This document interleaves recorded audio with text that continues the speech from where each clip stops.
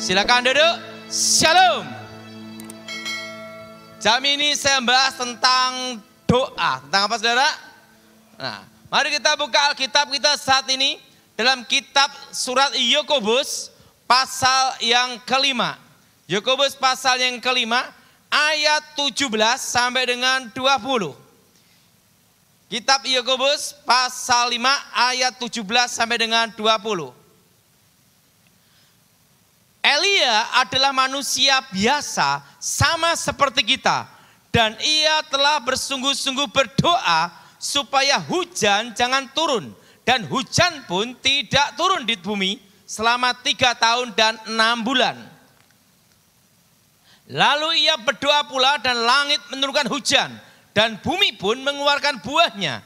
Saudara-saudaraku, jika ada di antara kamu yang nyimpang dari kebenaran dan ada seorang yang membuat dia berbalik, ketahuilah bahwa barang siapa membuat orang berdosa berbalik dari jalan yang sesat, ia akan menyelamatkan jiwa orang itu dari maut dan menutupi banyak dosa. Alkitab berkata bahwa Elia adalah manusia biasa, artinya dia juga lapar, dia juga haus, dia juga perlu yang namanya itu kebahagiaan. Tapi Alkitab berkata bahwa dia doa sungguh-sungguh. Dan Tuhan mendengar doanya, yaitu 3,5 tahun tidak ada hujan. Dan sampai dia berdoa untuk supaya hujan turun. Dan Tuhan mendengarkan doanya. Doa yang dijawab Tuhan adalah yang pertama, doa yang bukan untuk ambisi atau doa untuk keinginan kedagingan. Tetapi doa untuk kemuliaan Tuhan. Amin. Amin. Nah, Elia berdoa sungguh-sungguh untuk kemuliaan Tuhan. Supaya terjadi pertobatan atas Israel. Doa yang didengar Tuhan adalah doa yang mendatangkan mukjizat adalah untuk kemuliaan Tuhan. Ingat saudara, doa untuk pertobatan. Doa untuk menyatakan kemuliaan Tuhan adalah apa? Doa yang benar-benar bukan dari ambisi, keinginan, hawa, nafsu. Amin. Nah, saudara, contohnya gimana? Saya kebetulan saya punya ayah. Ayah saya itu saudara nakal. Judi, setelah itu main perempuan. Judi, main perempuan. Dia SD tidak lulus. Hidupnya hanya megang kartu. Judi terus, hidupnya judi. Kalau miskin sama mama saya, kalau kaya sama perempuan lain. Dan mama saya, waktu dia bertobat, ingat saudara, mama saya itu menunggu papa saya bertobat tidak lama, cukup 20 tahun. Nah, pada waktu mama saya bertobat, dia berdoa sungguh-sungguh minta pada Tuhan. Ingat saudara, doa yang dijawab Tuhan adalah doa yang bukan untuk ambisi keinginan manusia. Tetapi doa untuk kemuliaan Tuhan. Amin. Mama saya berdoa supaya papa saya bertobat dan melayani Tuhan. Semakin didoakan mama saya, bukannya papa saya bertobat, tambah kumat. Iblis menyerang kita dengan 2 hal. Yang pertama adalah tekanan. Apa saudara? Dengan apa saudara? Dengan apa saudara? Tekanan. Dibikin stres, dibikin masalah, dibikin kecelakaan, dibikin problem, dibikin persoalan yang berat. Nah, ditekan dulu sampai stres. Setelah stres, stroke selesai. Makanya iblis itu menggoda pertama, yaitu dengan tekanan. Kalau tekanan tidak berhasil, dia gunakan yang kedua. Yaitu apa? Dengan godaan. Godaannya apa? Berkat. Saudara, banyak orang jatuh ke dalam dosa bukan pada waktu miskin. Justru banyak orang jatuh dalam dosa justru pada waktu diberkati. Waktu diberkati lupa sama Tuhan, lupa siapa yang memberkati. Ujian seorang laki-laki itu pada waktu kaya nama terkenal. Kenapa? Karena ada kesempatan mata kedip-kedip. Tetapi ingat saudara, godaan perempuan itu apa? Pada waktu miskin. Masih setia enggak sama suaminya? Betul? Nah, kalau laki-laki selingkuh, rata-rata pada waktu pegang uang, kaya, terkenal. Kalau miskin, susah selingkuh. Duite sopo. Sing gelem sopo. Kan gitu dah. Jelas saudara? Siapa yang setuju? Angkat tangan. Pelakunya. Ingat. Makanya godaan laki-laki justru waktu terkenal. Hebat. Punya kesempatan. Punya uang. Jarang tukang becak selingkuh. Siapa yang mau gitu dah. Nah, tapi godaan seorang wanita yaitu kesetiaannya. Jadi kalau laki-laki diuji kesetiaannya waktu kaya, waktu terkenal, waktu hebat. Bukan waktu miskin. Tapi seorang perempuan diuji pada waktu ada badai, ada masalah, ada tantangan. Baru tahu itu istri yang setia atau tidak. Siapa yang setuju laki-laki angkat tangan. Takut semua. Nah, ujian. Nah, saudara, semakin didoakan mama saya, didoakan terus papa saya bertobat, tambah parah. Ingat, iblis menggoda dengan apa? Tekanan. Apa saudara? Malah mama saya dimaki-maki, dikatakan gara-gara kamu percaya Yesus, setiap kali judi digeropiok polisi, setelah itu bubar, kacau semua. Gara-gara Yesus gondrong ngomong gitu dah. Dia ngatain mama saya terus ditekan habis. Sampai mama saya diusir keluar, minggat. Ingat saudara, strategi iblis adalah dua. Pertama tekanan, kedua adalah godaan. Apa saudara? Apa saudara? Nah, pada waktu, tapi ingat, doa mama saya waktu itu apa? Tuhan, jamah suamiku bertobat untuk melayani Tuhan. Ingat ya, doa yang dijawab Tuhan adalah doa untuk kemuliaan Tuhan, bukan keinginan ambisi manusia. Jelas saudara? Maka saudara doa yang benar. Ada doa yang tidak benar? Ada. Contohnya Simpson. Waktu dia jatuh dalam dosa, dia bertobat, dia berkata apa? Tuhan, cukup sekali ini saja. Aku membalaskan kedua mataku. Dan Tuhan jawab. Dia mati, roboh, bangunan hancur, dia mati. Coba dia ngomong gini, Tuhan kehendak-Mu yang jadi. Belum tentu dia mati hari itu, betul? Tapi kan dia udah terlanjur frustasi, stres. Makanya doa orang frustasi itu bahaya juga adalah.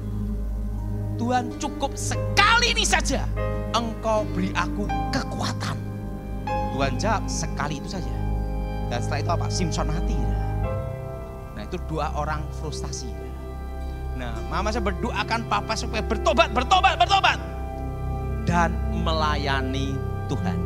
Jadi saudara, istri-istri yang berdoa untuk suaminya, doanya itu. Jamah bertobat untuk melayani Tuhan. Jelas saudara? Seperti Elia, dia berdoa supaya pertobatan atas Israel untuk melayani Tuhan. Kembali ke jalan Tuhan. Kalau suami supaya kembali ke jalan Tuhan. Dan apa yang terjadi? Waktu didoain mama saya ditekan habis. Dimaki-maki, dikatain apapun. Akhirnya mama saya disuruh keluar minggat. Waktu minggat keluar rumah, tiba-tiba mama saya dapat suara Tuhan. Tuhan bicara apa? Laki-laki yang kelakuannya seperti keledai liar itu, aku datangi. Benar itu saudara. Kira-kira jam 2:30. Waktu 2:30, papa saya tidur ngorok gini. Gitu. Tiba-tiba ada seorang tinggi besar. Ini papa saya kesaksian, malaikat Tuhan. Pegang itu kakinya papa saya. Hai laki-laki yang kelakuannya seperti keledai liar, bertobat engkau ke gereja. Dia kakinya gini. Dan laki-laki tinggi besar itu hilang. Papa saya kakinya pincang. Dipegang kakinya dah. Kakinya pincang, dia langsung nyari. Mamamu di mana? Loh, katanya papa suruh minggat. Mama saya dicari, ketemu. Mi, ayo kita ke gereja. Pi, ini bukan hari Minggu. Kenapa? Pokok ke gereja. Takut aku. Dia datang ke gereja, kakinya pincang, dia doanya apa? Hei laki-laki tinggi besar, aku sekarang sudah ke gereja. Dan apa yang terjadi? Sejak hari itu papa saya bertobat. Dan nganter mama saya pelayanan naik motor. Sampai dia meninggal. Dia meninggal umur 69 tahun.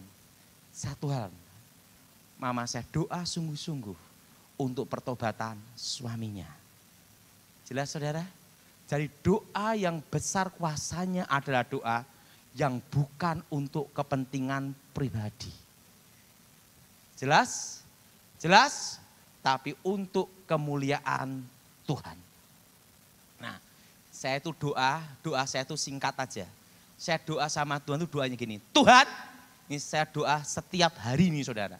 Tuhan, dalam hidupku aku minta 2 hal saja. Menikmati, makan, dan tidur. Ingat, nikmatnya hidup itu hanya ada 2.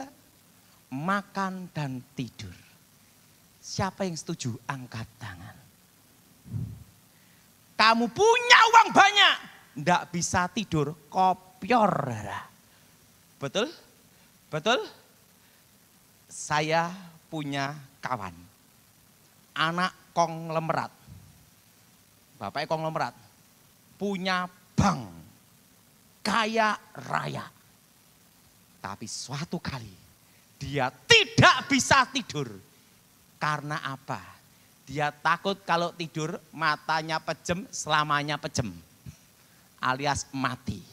Berhari-hari, berminggu-minggu tidak bisa tidur. Makanya saudara doanya perlu ada perubahan dikit. Doa sama Tuhan, berikan aku bisa menikmati makan dan tidur. Betul? Betul? Betul? Dan apa yang terjadi? Sampai dia tidak bisa tidur, matanya gini. Konglomerat, uang triliunan. Uang tidak bisa membeli tidur. Ingat ya? Dia datang ke saya malam-malam kira-kira jam 2. Tok-tok matanya udah gini. Kenapa? Pak Daud, aku sudah berminggu-minggu, berbulan-bulan tidak bisa tidur. Saya ngomong, apakah uangmu bisa membeli tidur? Tidak bisa. Uang triliunan, tapi tidak bisa menikmati. Kenapa kamu? Saya kalau pejem, takut saya itu pejem selamanya. Kenapa? Duitnya akeh. Nah, apa yang terjadi? Waktu itu saya ngomong, udahlah. Tak lihat, ada setan yang mengganggu dia, ngikutin dia. Ada setan yang ganggu kamu, tak doain sebentar. Saya doain dalam nama Yesus, setan keluar. Begitu setannya keluar, dia bisa tidur, hidup sampai sekarang. Dia berkata, Pak Daud, orang sekaya apapun, dia tidak bisa nikmati kalau dia tidak bisa tidur nyenyak. Siapa yang setuju? Angkat tangan. Betul? Betul? Betul? Makanya doa itu udah usah neko-neko. Terus minta sama Tuhan itu aja. Menikmati makan dan tidur. Udah itu aja. Itu berkat. Itu kitab pengkhotbah berkata, biarlah aku menikmati. Apakah nikmatnya hidup? Hanya makan dan tidur. Ada juga saya punya teman orang gila yang ketemu orang gila. Suatu kali saya ke Bali. Waktu ke Bali sama teman saya. Ini kisah nyata, saudara. Di situ ada wine yang umurnya 100 tahun. Wine putih. Nah, saya punya teman juga orang gila. Dia ngomong, wine itu mau saya beli. Harganya 1 miliar. Bayangin, satu botol 1 miliar wine putih umur 100 tahun. Mau dibeli teman saya. Saya ngomong, kamu gila. Tahu enggak? Kalau saudara pikir pasti yang punya 1 botol itu dikasihkan. Kan gitu dah. Yang punya 1 botol wine itu tidak kasihkan. Dia jawab dengan apa? saya tidak jual, berapapun tidak saya jual. Karena sebelum aku mati, ini wine terakhirku. Bayangin, dia ngomong, apa gunanya aku hidup kalau aku tidak bisa menikmati. Ingat saudara, makan dan tidur. Makanya saya doa setiap hari pagi doanya itu aja. Tuhan, bila aku menikmati bagianku, makan dan tidur. Nikmati makan juga ada. Saya punya kawan, uangnya triliunan. Dia punya kekayaannya 25 triliun. Ini triliunan, bukan miliar, triliun. Ini saya saksi hidup, saya ngelihat sendiri. Setiap hari dia telepon saya, ngomong sama saya. Pak Daud, dari dia itu ingin keluar negeri jalan-jalan. Dan dia ini ingin makan semuanya. Tapi dia tidak bisa makan semuanya. Karena dia ada sakit paru-paru dan dia pakai oksigen. Makannya terbatas. Saya lihat apa gunanya uang triliunan tapi tidak bisa menikmati makan. Betul? Betul? Ini uang triliunan dan apa yang terjadi? Pada waktu mati, tahun lalu meninggal dia, teman saya ini. Tidak bisa nikmatin juga. Makanya doa itu tidak terlalu muluk-muluk aja. Doa, ikutin saya semua. Biarlah aku menikmati, apa saudara? Bagianku, makan dan apa? Tidur. Itu nikmatnya hidup, saudara. Selama engkau bisa merasakan, saya pernah doakan orang yang mati rasa lidahnya. Itu di Bandung. Dia ngomong gini, kalau ada yang bisa bikin lidah saya ngerasakan makanan, berapapun saya bayar. Karena apa? Setiap kali dia makan, tidak ada rasanya semua. Dan dia ngomong, apa gunanya aku kaya, tidak bisa merasakan makanan. Benar saudara? Makanya saudara, doa itu tidak perlu muluk-muluk, kayak sastrawan ngoceh mata-mana. Yang penting itu apa? Dengan hati kita untuk kemuliaan Tuhan. Yaitu saya doa sekarang setiap hari itu kalau di rumah pagi-pagi, Tuhan, biar aku menikmati bagian hidupku, makan dan tidur. Dah, itu aja. Karena orang tidak bisa tidur ya susah juga adalah. Dan doa yang dijawab Tuhan adalah untuk kemuliaan dan rencana Tuhan. Dan doa itu kalau suami istri harus sepakat. Suatu kali saya punya kawan polisi. Dia ini cita-citanya ingin punya anak. Sudah menikah 10 tahun. Tidak bisa punya anak. Saudara, dokter ngomong suruh tiup. Sampai niup, niup sendiri. Setelah itu suruh makan toge. Tahu toge? Tokolan itu saudara. Katanya natur sampai dia setiap hari makan tokolan toge sampai muntah-muntah. Supaya apa? Supaya punya anak. Makan toge terus. Sampai waktu kayak tokolan toge. Dia makan terus. Setelah itu dia diurut, dipijet ke dokter manapun. Tidak bisa. Saya ngomong sama dia, udahlah, kamu kan udah usaha ingin punya anak. Saya ngomong sama istrinya, yang belum kalian lakukan satu, minta sama Tuhan, tapi doanya untuk kemuliaan Tuhan. Doanya gimana Pak Daud? Doanya gini, Tuhan berikan aku anak untuk menjadi pelayan Tuhan, menjadi hamba Tuhan. Ingat, doa yang untuk kemuliaan Tuhan. Amin. Amin. Berikan aku anak untuk melayani Tuhan. Terusan karena dia itu sudah 10 tahun nyoba berkali-kali tidak punya anak. Dia doanya gini, Tuhan berikan aku anak cukup 1 saja. Ingat, hati-hati itu saudara. Berikan aku anak 1 aja udah cukup. Dan tahun itu istrinya hamil sesuai doanya. 1 aja anak perempuan. Saya lihat dia ngomong, anak udah gede. Dia ngomong sama saya, Pak Daud, ini kerja saya doa sungguh-sungguh 10 tahun. Saya ngelihat wajahnya dia, sampai wajahmu kayak toge tokolan. Satu hal saudara, ingat, doa yang dijawab Tuhan adalah doa yang bukan untuk ambisi. Amin. Bukan untuk kedagingan, tetapi doa untuk kemuliaan Tuhan. Pasti akan dijawab Tuhan. Jelas? Jelas? Jelas? Nah, saudara, saya percaya apapun sakit saudara, apapun masalah saudara, kalau engkau doa yang benar sungguh-sungguh untuk kemuliaan Tuhan, untuk pertobatan, untuk pemulihan, mujizat pasti terjadi. Jadi saudara, doa itu harus perlu yang benar. Saudara kalau doa untuk jodoh, jangan yang ganteng, jangan yang cantik.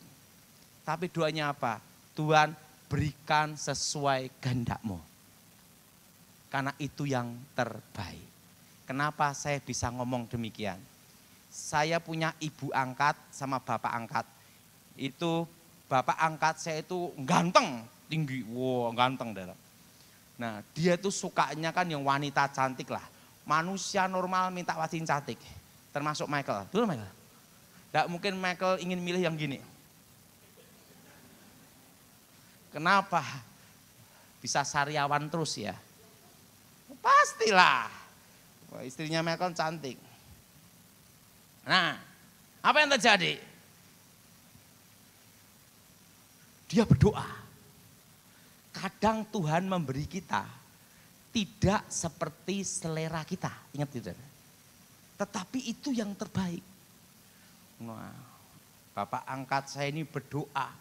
Tuhan, aku ingin melayani Tuhan. Dia ingin membujang seumur hidup. Tapi Tuhan punya rencana lain. Tuhan tunjukkan, inilah jodohmu.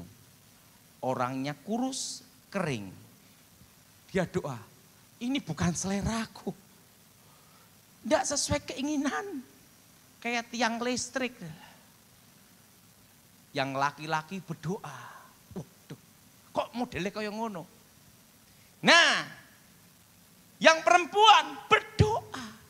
Tuhan, jodohku siapa? Ditunjukkan, wah mujizat terjadi.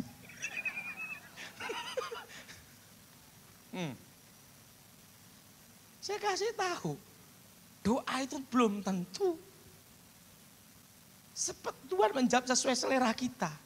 Tetapi menjawab doa kita melebihi yang didoakan. Apa yang terjadi? Karena itu sesuai petunjuk Tuhan. Akhirnya menikah. Yang perempuan berkata bersyukur. Yang laki-laki terimalah kenyataan. Gitu. Apa yang terjadi? Ya udah. Suami istri menikah. Begitu suami istri menikah. Ayah angkat saya itu cerita ke saya. Daud yang kurus kering ini membuat hidupku bahagia. Ingat saudara. Orang kalau menikah, ingat saudara. Kalau sebelum menikah, cantik nomor 1. Tapi setelah menikah, bukan cantik. Bisa diajak bicara dan saling ngerti. Betul enggak? Yang sudah menikah, yang setuju angkat tangan. Punya istri cantik, cerewet, stroke. Betul? Betul? Wah, alami dia. Ya, itu saudara. Makanya saudara kalau doa, Tuhan, kalau aku berikan jodoh sesuai kehendak-Mu melayani Engkau, yang bertobat. Udah itu aja sudah. Enggak usah neko-neko. Saya kalau doa setiap pagi saya doa. Saya doanya sekarang itu apa? Tuhan, biarlah aku bisa menikmati makan dan tidur. Udah itu aja. Karena itu nikmatnya hidup hanya 2 itu toh. Setuju? Engkau punya uang banyak, nggak bisa makan gara-gara diabetes. Setiap hari makan kentang rebus, sampai wajah di kentang rebus, betul enggak? Nggak bisa nikmati itu untuk apa? Betul? Betul? Saya mulai belajar hal itu. Makan dan tidur, itu aja udah. Nah, saudara, ada lagi doa yang dijawab Tuhan untuk kemuliaan Tuhan. Ada seorang ibu, dia terkena namanya itu kanker rahim. Waktu dia kena kanker rahim, dokter vonis tidak bisa punya anak. Tidak bisa punya anak. Nah, penghalang doa itu bisa karena ada dosa yang berhubungan dengan kuasa gelap. Dengan apa, saudara? Dengan apa, saudara? Dengan kuasa apa? Dengan kuasa gelap. Apa yang terjadi? Suaminya terlibat kuasa gelap. Nah, ibu ini saya layanin, saya doakan. Nah, ibu ini ingin punya anak.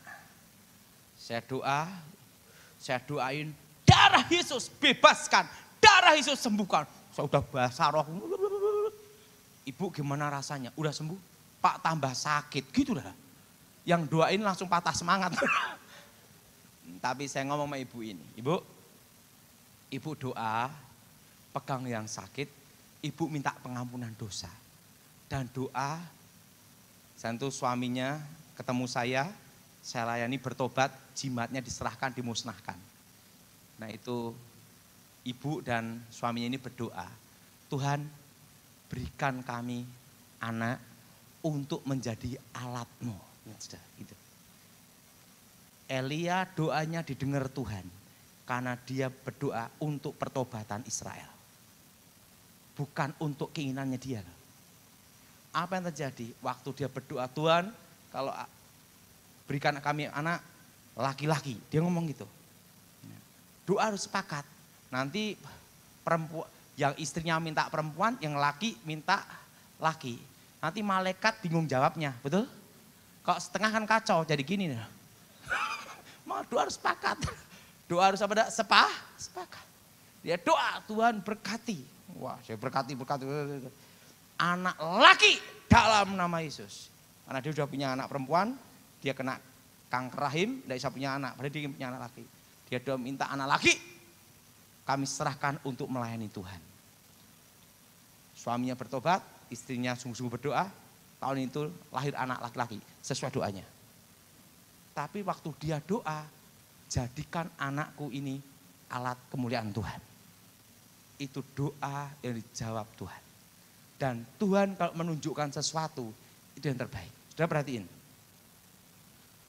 Tentang Elia. Kenapa Tuhan suruh dia ke sungai Kerit? Betul? Kenapa tidak di padang gurun? Tuhan suruh Elia ke sungai Kerit. Supaya ada kesibukan ngelihat air dan temennya burung gagak. Kalau di padang gurun, tidak ada air, tidak ada siapa-siapa, Elia kasihan. Betul? Tuhan kirim burung gagak nyapin dia makan. Dan di situ ada kesibukannya, ada sungai. Segala sesuatu yang Tuhan siapkan pasti memberi kita hal yang terbaik. Nah, saudara, kira-kira 96, 97, sebelum 98 lah pokoknya, 9 tahun itu, saya mendapat suara Tuhan. Makanya kalau Tuhan sudah berfirman, itu tidak bisa batal dan tidak bisa dicabut. Itu 96, 97, 98. Saya mendapat suara Tuhan, pesan Tuhan khusus.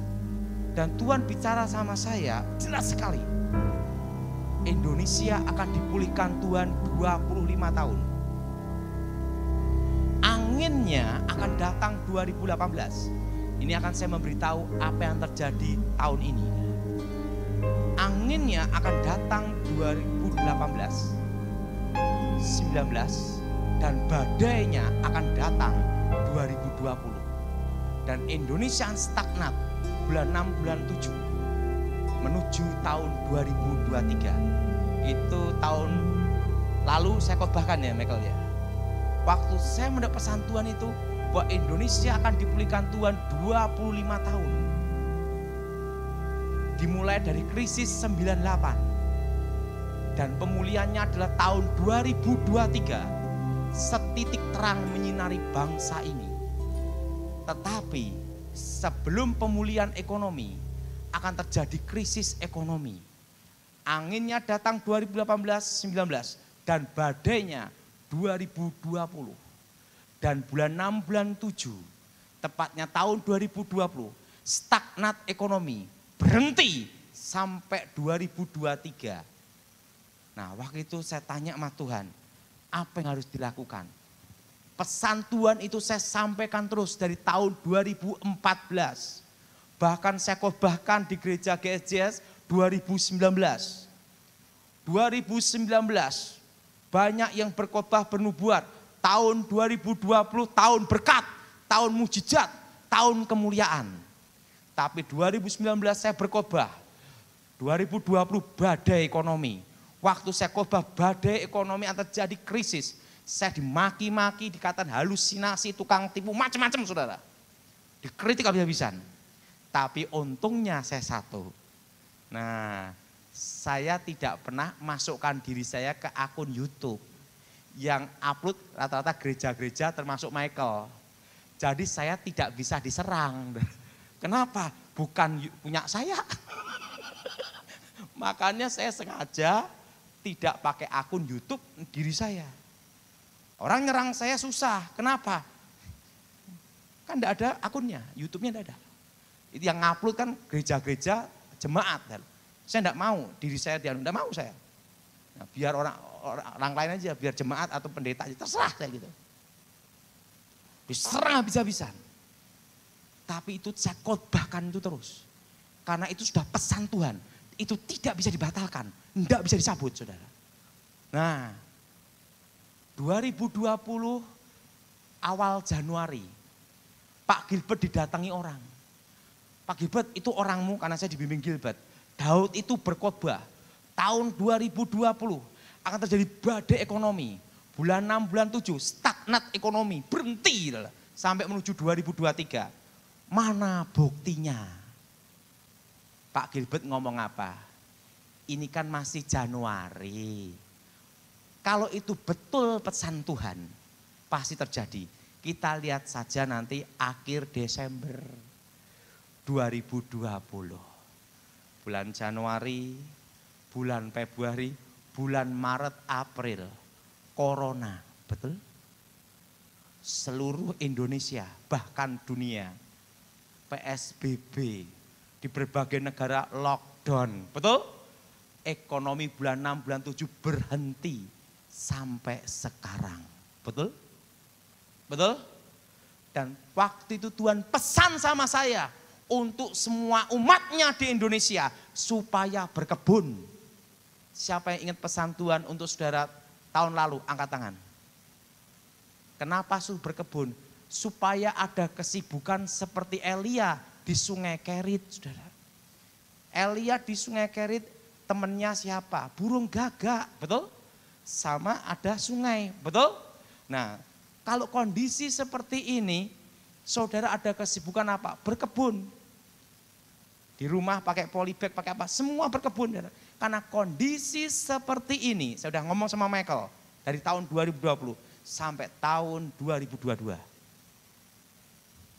Nah, kalau tidak berkebun, ingat saudara, depan tembok, samping tembok, belakang tembok. Stres. Tapi jangan jadi muka tembok, betul? Betul? Tapi kalau saudara berkebun, ingat, manusia diciptakan Tuhan basic dasarnya apa? Berkebun, mengelola Taman Eden. Diusir keluar dari Taman Eden, manusia beternak. Basic dasar manusia diciptakan Tuhan berkebun dan beternak. Kondisi saat ini, ingat, supaya ada kesibukan, Tuhan sudah memberitahu saya semua sudah berkebun. Dan 2014 sudah saya khotbahkan, nanti emas dan tanah. Itu 2014 saya khotbahkan. Waktu saya khotbah semua mencaci maki. Tak khotbahkan terus karena itu pesan Tuhan. Orang ngomong orang gila ya terserah saya gitu. Walaupun 2019 orang berkhotbah tahun kemuliaan, tahun berkat, saya ngomong tahun badai ekonomi gitu. Berlawanan semua. Dan apa yang terjadi? Di situ saya lihat pesan Tuhan itu saya sampaikan. Pak Gilbert ngomong sama saya, tahu enggak Daud, yang mencaci kamu, maki kamu, yang ngata-ngatain kamu, semua diem. Kenapa? Kalau Tuhan sudah berfirman, siapa yang sanggup membatalkan? Jelas saudara? Jelas saudara? Nah, ingat tahun lalu saya berkhotbah.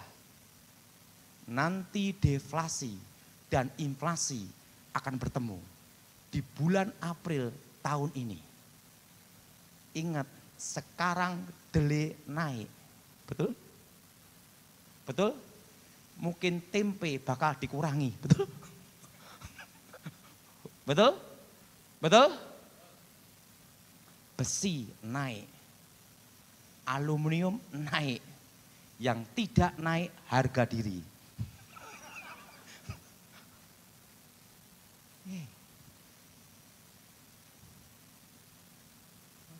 Ingat saudara, ini yang akan terjadi. Ingat, kondisi seperti ini akan mulai awal normal. Awal normal, bukan pemulihan ekonomi, awal normal. Ibaratnya orang tuh bangun tidur. Itu Januari tahun 2022.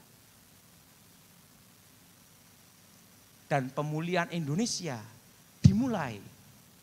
Setitik terang datang 2023 Januari. Itu baru setitik terang. Jelas saudara? Bulan April deflasi inflasi. Daya beli masyarakat turun. Inflasi terjadi. Tapi terselubung karena ada deflasi.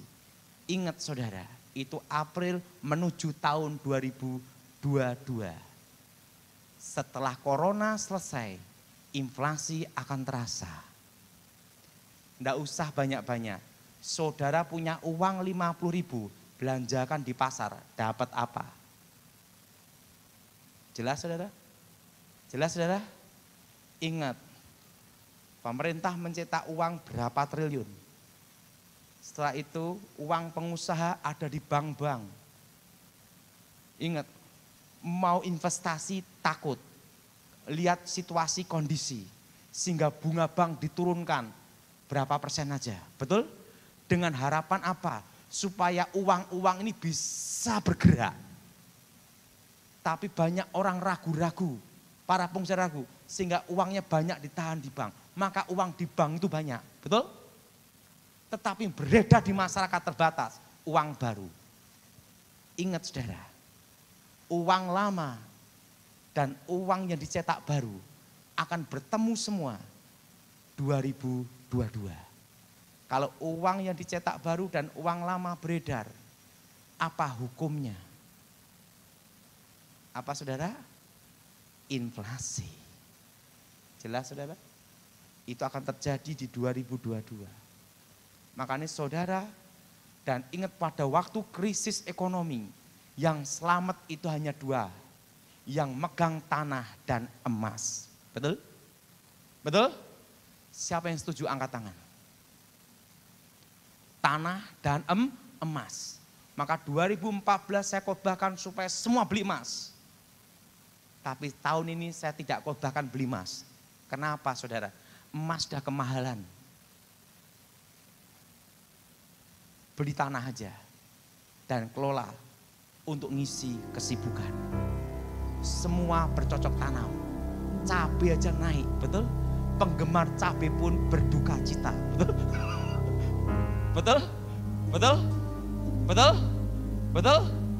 Betul? Wes, saudara punya uang 50.000 belanjakan di pasar, dapat apa?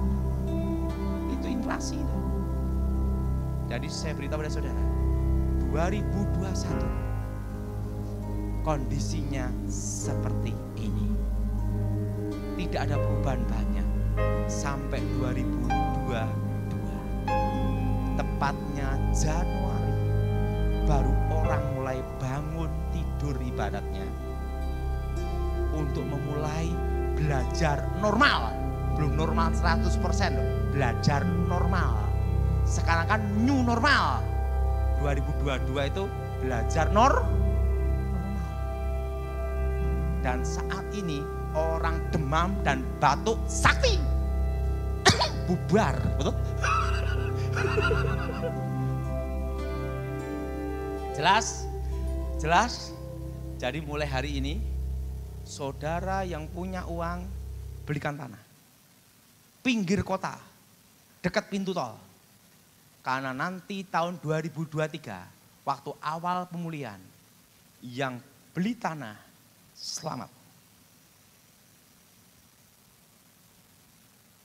Karena apa? Ingat, inflasi. Jelas, saudara? Nah, kalau saudara tanah beli tanah, untung banyak. Ingat Daud Tony. Komisi. Sekarang karena daya beli turun, orang jual tanah diturunin. Kalau enggak laku. Betul? Betul? Saat ini saatnya beli, saya beritahu. Dan saya itu berkebun. Saudara yang punya kos-kosan, apa tinggal di kos, atau tinggal sewa, atau punya tanah, berapapun tempatnya, gunakan untuk berkebun semua. Di polybag atau apapun, terserah. Kenapa saudara? Untuk ngisi kesibukan. Kalau saudara bisa berternak ikan, apa saja udah. Kenapa? Supaya ada hasil minimal bisa dimakan sendiri. Karena apa? Kondisi seperti ini sampai 2022. Kalau engkau tidak ada kesibukan ISA 4S, sedih, stres, stroke, selesai. Dan nikmatnya hidup hanya makan dan tidur. Jadi saudara yang punya rumah polybag, enggak apa-apa, tanemin semua. Nanam cabai, nanam apapun. Misalnya tidak dijual, dimakan sendiri, udah gitu aja. Ingat, tanda suatu negara krisis ekonomi, terutama di Indonesia, di mana-mana dibuka kuliner. Itu tanda krisis. Kenapa? Dipecat dari perusahaan, kerja apa? Buka restoran. Laku syukur, enggak laku makan sendiri. Itu dah. Jadi saudara ingat, kondisi seperti ini sampai tahun berapa, saudara? 2022. Ingat, tahun lalu orang berkata, nanti bulan November corona selesai. Betul? Waktu itu saya khotbah, tidak. Karena pesan Tuhan jelas sekali, 2022. Orang mau ngomong apapun terserah, November apa terserah. Tapi nanti terjadi tetap 2022, orang baru belajar normal. Setelah itu saya baru mengerti, vaksin aja tidak mungkin 3 bulan, betul? Tidak mungkin 3 bulan seluruh Indonesia. Minimal perlu waktu 1 tahun, betul? Semuanya. Artinya apa? Baru semua bisa bergerak, betul? Betul? Nah, kalau kondisi seperti ini, kita tidak ada kesibukan, apa yang terjadi? Elia aja dikasih kesibukan sama Tuhan loh. Kesibukannya apa? Lihat sungai, betul? Dan apa? Burung gagak. Makanya sejak tahun lalu Tuhan pesan saya supaya berkebun. Supaya umatnya ada kesibukan, tidak stres, betul? Waktu saya doa sama Tuhan, Tuhan kenapa corona ini diizinkan terjadi? Jawaban Tuhan itu apa? Supaya Injil itu diberitakan seluruh dunia. Ingat, yang membatasi penginjilan, yang membuat perpecahan adalah tembok-tembok gereja dan doktrin-doktrin gereja. Gereja Katolik, Protestan, Karismatik ada doktrin. Dan itu membuat kotak-kotak. Dan Tuhan tahun ini robohkan itu semua. Supaya Injil itu diberitakan. Karena syarat kedatangan Tuhan, Injil itu diberitakan seluruh dunia. Sekarang bayangkan, saya khotbah di sini, di Australia bisa lihat, betul? Betul? Kalau tidak karena corona, tidak ada seperti ini, betul? Betul? Saudara, suatu kali tahun 95 Tuhan bicara sama saya ngomong gini, jutaan manusia mendengar khotbah. Dan keempat, penjuru mata angin Indonesia akan mendengar dan melihat engkau berkhotbah. Waktu tahun 95 saya berpikir itu tidak mungkin. Bagaimana jutaan, bagaimana saya khotbah antar gereja sampai mati juga tidak bisa, saudara. Waktu itu saya tidak ngerti apa itu suara Tuhan, bahwa nanti jutaan manusia mendengar khotbahmu. Dan keempat, penjuru mata angin akan mendengar melihat engkau berkhotbah. Saya tidak ngerti itu apa, tapi saya setia melayani Tuhan.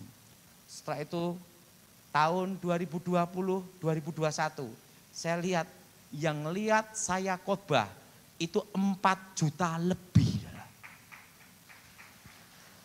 Dan apa yang terjadi? Waktu tahun 95 saya tidak kepikir bakal piye. Itu tempatnya GSJS ya Michael ya, itu 4 juta ya. Yang nonton 4 juta lebih. Belum yang upload lain-lain itu berapa juta adalah. Tapi dari situ saya lihat, supaya Injil itu diberitakan. Karena itu adalah syarat kedatangan Tuhan. Waktu saya doa, Tuhan kapan engkau datang? Tuhan bicara sama saya, bukan urusanmu. Gitu saudara. Jadi saudara, untuk kedatangan Tuhan tidak ada yang tahu. Ngomong sama saya, apalagi kamu. Makanya kalau ada orang ngomong, lembu merah toh, apa lembu buduk lah. Ingat saudara, tidak usah diributkan masalah lembu merah, lembu apa, lembu tidak usah diributkan. Tabut perjanjian tidak usah diributkan. Yang penting satu, kapanpun Tuhan datang, kapanpun kita dipanggil Tuhan, kita sudah siap. Amin. Dan ingat, hari ini doa, tidak usah terlalu muluk-muluk. Berkati aku, menikmati bagianku. Bisa makan sama apa? Tidur. Siapa yang setuju angkat tangan? Nah, itu aja. Dan kalau ada persoalan, doa, Tuhan selesaikan persoalan ini, aku percaya menjadi alat kemuliaan-Mu. Amin. Dan ingat, kondisi seperti ini sampai 2022. Jelas? Jelas? Tahun berapa, Dara? Nah, itu ibaratnya orang baru bangun tidur. Artinya apa? Belajar normal. Sekarang new normal, semua pakai masker sama apa? Semprot-semprot, betul? Betul? Nah, nanti belajar normal. Itu 2022, tepatnya Januari. Catat aja itu nanti. Dan itu nanti awal pemulihan ekonomi Indonesia. Ini awal. Setitik terang itu 2023. Tahun 2022, ingat saudara, inflasi terjadi. Kenapa? Uang yang beredar, yang dicetak baru, dan uang lama bertemu. Jelas saudara? Dan tahun ini, ingat saudara, bulan April deflasi, inflasi, bertemu jadi satu. Tapi tahun depan inflasi. Inflasi berapa persen? Tidak dikasih tahu Tuhan. Tapi yang Tuhan ngasih pesan saya satu. Semua suruh berkebun, beli tanah. Untuk ngisi apa saudara? Kesibukan. Itu pesan Tuhan dan saya sampaikan untuk saudara. Tepuk tangan untuk Tuhan kita. Nah, mari kita berdoa dan ingat saudara, kita harus siap semuanya. Karena ingat, Tuhan udah ngasih pesan untuk memelihara kita di tengah-tengah kesusahan. Amin. Dan saudara, tapi Tuhan juga mau supaya kita tidak stres melihat kondisi seperti saat ini. Jelas saudara? Jadi engkau semua yang punya kebun, punya taman, punya tanah, kelola. Dan ingat, kalau rumahnya kontrak atau sewa kos-kosan, pakai polybag semua. Bertanam, beternak untuk ngisi kesibukan. Ingat, Elia pun di sungai Kerit ada kesibukan. Sungai dan burung gagak. Mari kita panggil berdiri, kita berdoa. Aku percaya kuasa-Mu Tuhan melihat kami semua.